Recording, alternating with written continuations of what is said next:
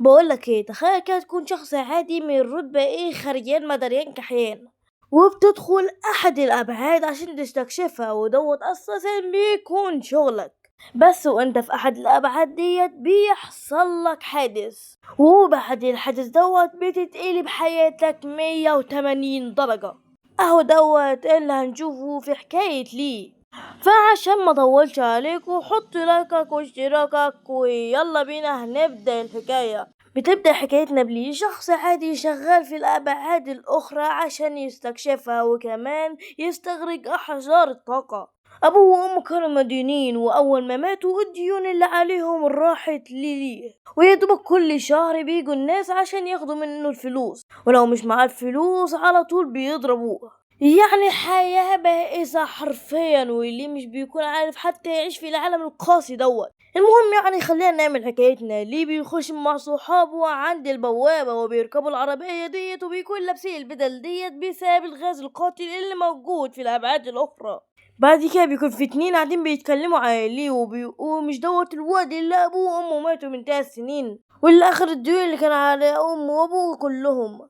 واصلا ابوه وامه كان سبب في خسارة ما شركة NG، خسائر ضخمة حرفيا. وبيقول لصاحبه اللي هو حاسس بالشفقة عليه بسبب ضعفه، وليه بيكون زعلان من الكلام اللي هما بيقولوه. المهم بعد كده بيوصلوا للكافي المفروض يستكشفوه، وواحد منهم بيقول استعدوا عشان هنبدأ العمل دلوقتي. بعد كده بيبدأ يحصل زلازل ضخمة، وواحد بيقول المكان بينهار. بعد كده لما الزلزال بيقف، زميله بيقول له انهيار ايه يا عم، ده حتة زلزال عبيط.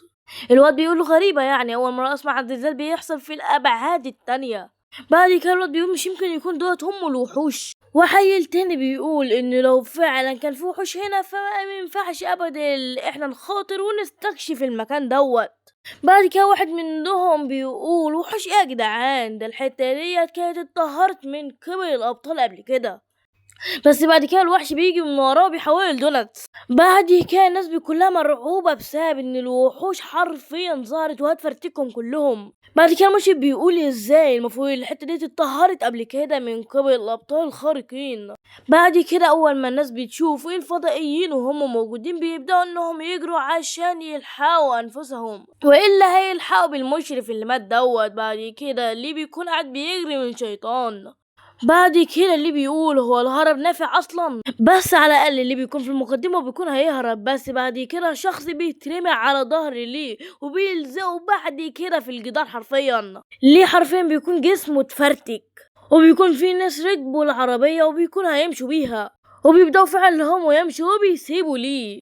بس طبعا الوحوش مش بيسيبهم وبتعمل الواجب معاهم. اول حاجة بيعملوها بياخدوا الاتنين البشريين اللي كانوا موجودين وبينطوا من على العربية، وبيجي يقتلوا البشر اللي هناك، بس العربية بتنفجر حرفيا، واللي بيكون مصدوم حرفيا من المصدم اللي قدامه. بس ايه ده، الوحوش بتتأثر من النار. بعد كده اللي بياخد باله بيقولوا هم بيخافوا من النار. طب خلينا بقى نجرب الموضوع دوت.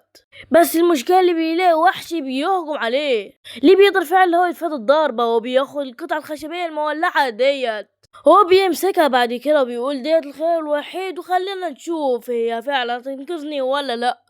وفعلا الوحوش بتمشي بسبب النار، واللي بيقول زي ما انا توقعت. ليه بيقول لزمايله ان الوحوش ديت بتخاف من النار. ليه بعد كده بيفتكر اخر مرة الوحوش هجمت عليهم على كوكبهم. بعد كده بيكون في حالة اسمها المستيقظين، والحالة ديت ما بتظهرش الا كل 1000 في الواحد، وهم اللي كانوا بيقدروا انهم يهزموا الوحوش ديت. المهم يعني اللي بيقول لاصحابه انهم يجيبوا اي خشبة ويولعوها عشان الوحوش تبتعد. الواحد منهم بيقول الخشبية ديت مش قدناها كتير وهتطفي. اللي بعد كده بيقول ان غرفة التخزين موجود فيها صناديق، والصناديق ديت موجود فيها بنزين، فهنكبها قدام غرفة التخزين وكده مش هيعرفوا اللي هم يدخلوا طبعا. المهم بيعملوا دايرة بنفسهم وبيبدأوا انهم يرجعوا لورا. اللي بعد كده بيقول ليهم اللي هم يكبوا البنزين. بعد كده بيكبوه فعلا، واول ما بيكبوه بيرموا عليه الحاجات اللي كانت معاهم عشان البنزين طبعا يشتعل. وفعلا البنزين بيشتعل وبيحرق واحد من الشياطين. بعد كده واحد بيقول ليه اللي هو لو كان من غيره كان كلنا متنا حرفيا. بس بعد كده اللي بياخد باله من حاجة غريبة، وبيقول بعد كده هو ايه التمثال دوت بالظبط، هو احنا شكلنا وقعنا في سولو ليفلنج ولا ايه؟ بعد كده واحد بيرد عليه وبيقول له ان التمثال دوت كان موجود هنا من زمان، وان المشرف ورغي كان عاوز يبيعه في السوق السوداء. بعد كده بيجي اتصال ليهم باللاسلكي، والناس بعد كده بتقول ان الوحوش هجمتهم وقتلت جزء منهم. بعد كده عربية الانقاذ بتقول هي هتيجي بعد ساعتين. بعد كده واحد بيقول هو مش هينفع اللي انتوا تسرعوا، بس خلاص الخط اتقطع يا معلم. بعد كده ناس بتكون مصدومين عشان لو عدت اساسا الساعتين ولسه ما ماتوش هيموتوا بسبب ان البطاريات اللي معاهم هتخلص قريب. ليه بعد كده بيبص على البطارية بتاعته بيلاقي اللي هي على وشك النفاذ وانها 19%. المهم واحد بيقول اسكتوا بقى كده كله واسمعوني. بيقولوا ان واحد على الاقل لازم يموت ويدير البطارية بتاعته احسن ما احنا كلنا نموت. وبيكونوا محتارين ما بين ليه وما بين الراجل العجوز. المهم بعد كده بيختاروا ليه، وده عشان هو مش عنده لا اهل وكمان عايش في الديون حرفيا.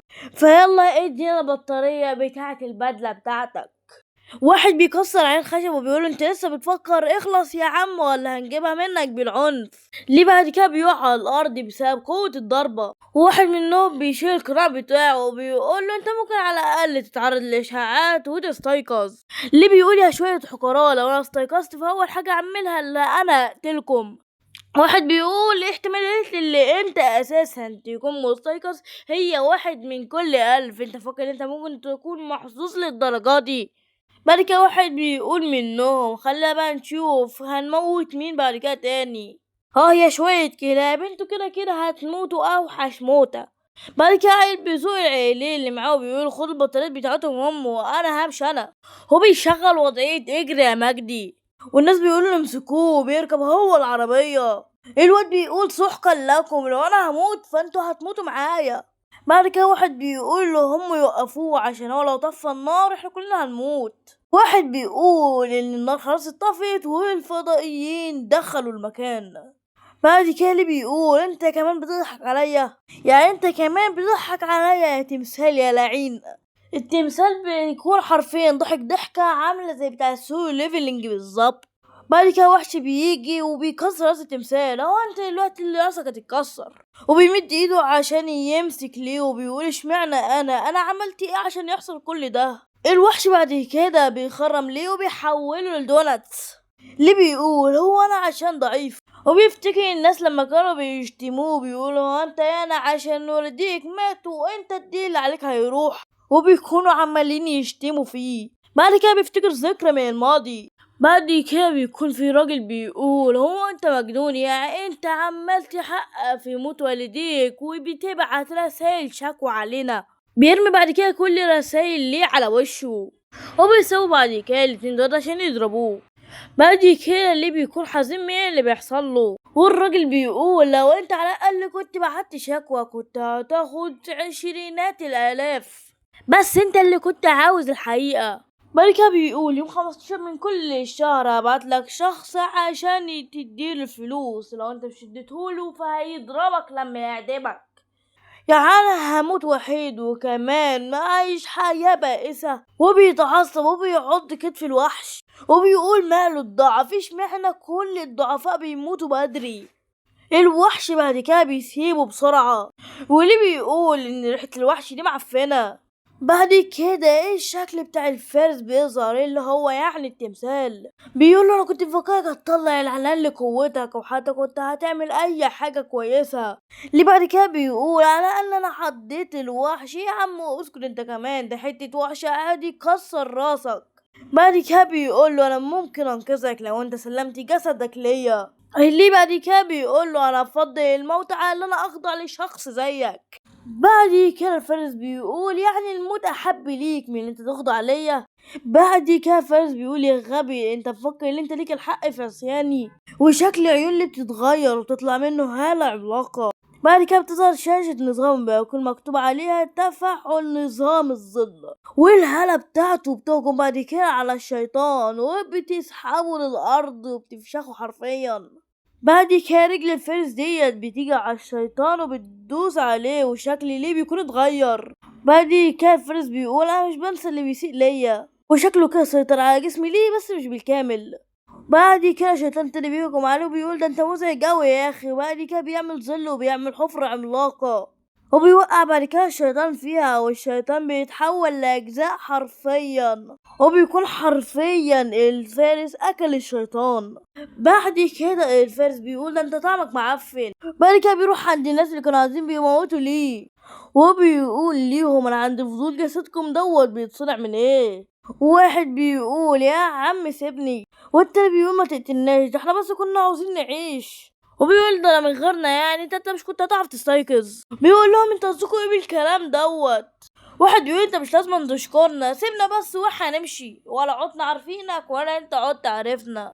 بيقولوا لهم بعد كده يا عم انا هسامحكم، مش بس هسامحكم ده انا كمان هساعدكم زي ما انتوا ساعدتوني. وبيبدأ بعد كده يولعهم في الأقنحة زي ما هم عملوا معاه، وبيبدأ بعد كده اللي هم يتخنقوا، بس بيسيب التالت عشان هم معملوش حاجة وبيروح عند اتنين تانيين وبيدنهم يقولوا هم معملوش حاجة، بس مرة واحدة بيلاقوا ان هو اداهم البطاريات بتاعة الناس. الفارس بيقول لي ليه يا عم شيل الشبكة اللي فيك ديت ويلا اقتلهم. هو بيطلع من جسمي ليه وبيقول له عشان مش هتجيب لي غير الخساره. بعد كده اللي بيسيبه بيقول له يا عم انا مش عاوز نصايحك، والفارس بيقول له يا عم روح شوف انت رايح فين كده وانت على شفير الموت. بعد كده اللي بيطلع بره وبيلاقي الفضائيين زادوا وبيقول انا مش كنت متوقع ان هيكون في كتير قوي كده. الفارس بيقول له لو انت اديتني جسدك فانا ممكن اقتلهم كلهم.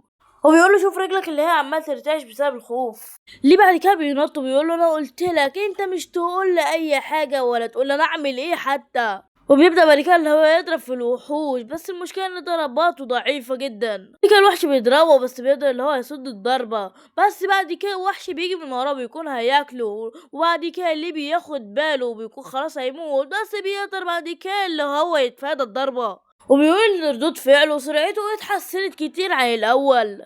بعد كده الفارس بيقول له ده انت عيل عبيط، ده انت اساسا كل اللي جاتلك من قوتي انا. بعد كده اللي بيتعصب بيقول ملكش دعوه بيا وبيجمع قوه في ايده.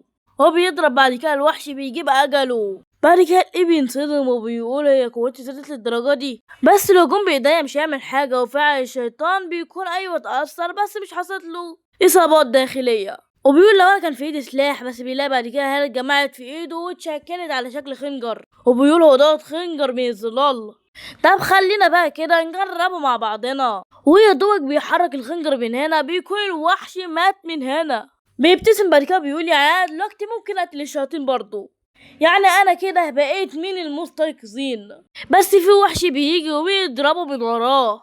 ليه بعد كده بيتعصب وبيقطع راسه في ثانية، وبيقول واخيرا ده انا بقى افرمكم كلكم يا ولاد ليه. هو بيهجم بعد كده عليهم، وبعد معركة طويلة بيقدر ليه انه يهزم كل الوحوش، بس تقريبا كده قوة خارق. بعد كده اللي بيروح على المستشفى بالدكتور يقول مع ان جسده كويس بس هو برضه ما فيهاش لحد دلوقتي. بعد كده الممرضة اول ما بتسمع اللي هو مستيقظ بتقول يا ترى بقى ايه رتبته. بعد كده الراجل بيقول خلينا نتكلم عن موضوع الرتبة بعد ما نطلع او بعد ما يصحى. وبتقول له يا عم استنى شويه خلينا نشوف الواد الوسيم بعد كده بقى اللي اول ما بيلاقيهم مشي وبيطلع الفارس، والفارس ياما بيصدق ويقول يعني انا ما بين كل المستكشفين للرتبه اس وايه وبي جاي اخش في حقير زيك من الرتبه ايه. يا اخي ده لو انا قسمت قوتي ل10,000 انت مش هتعرف تاخد جزء منها. اللي بيقول له انت مين وعاوز بتطردني ليه يا عم انت. الفارس بيقول له ان هو حاكم من سجون الفضائيين في العوالم اللامتناهيه، وان هو عاوز جسد ليه عشان يسترجع العرش من يد الخونة. ويا عم لو انت اديتني جسدك فانا مش هنسى ليك المعروف وانت ممكن تطلبني في اي وقت. ليه بيقول في سره تبجح زي ما انت عاوز يا سلالة المغني الفوضى انت ولا مش عارف ايه، ده انت وشك اللي عامل زي الصرصور ما تحصلش على محمد الموجود في مصنع الكراسي. الفارس بيقدر اللي هو يسمعه وبيقول له انا صرصور بقول لك ايه بطل كلام واديني جسدك على طول.